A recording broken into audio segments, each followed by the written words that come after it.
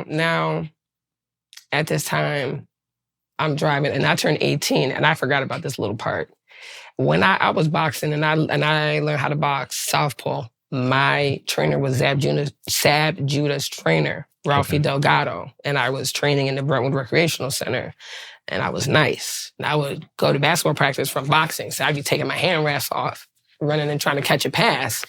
So he used to have me sparring with the guys, and I'm like left and right. And he wanted me to get my hands registered when I accepted, but I was like, no, I turned 18 and I'm still in high school. I'm going to jail.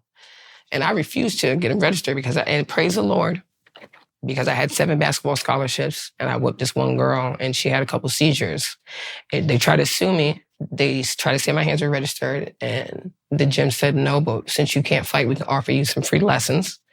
And I lost all my basketball scholarships, and I'm going to SUNY College at Westbury.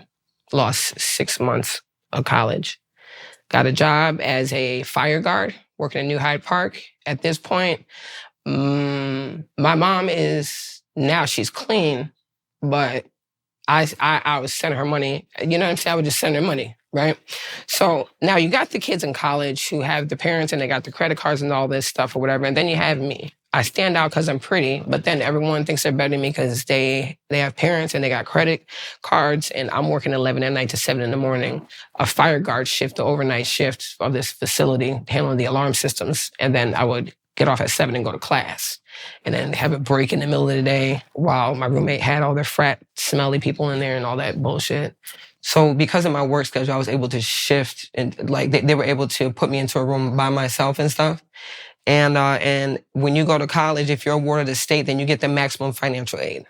So at the bottom of the whole thing, there's one box that if you're awarded a state, boom, you check it off, and then you get the max. So, and then I also sued the foster care agency twice. I made them pay for my college education because aside from financial aid, whatever the balance was, the foster care agency was supposed to write a check. And at the time, they had somebody in there that wasn't doing right by the money. So they told me to take out a loan. And I was never supposed to take out a loan. So when I took out the loan, then before, once that person, I don't know if they were still in office or not, but we ended up going to court for something. I complained because that case, and this is something that I just want to throw in. I was in English. I've been advanced placement in English, and I was a legal eagle in high school. I handled that case where I gave that girl the seizures by myself. And then when I sued the foster care agency, I handled that by myself, right? And I don't know what it is, but I've always wanted to be a lawyer, right? So I'm just not afraid. I'm not afraid. Long story short, the judge said that they had to pay back my loans, and they did. And then when I graduated, they had to pay back. I had to sue them again. So I sued my foster care agency twice at the end. But during the midst of this, I started out going to college where people would talk about me or whatever and be hating on me. And I was a choreographer too. I was winning first place. Like, I just a massive overachiever.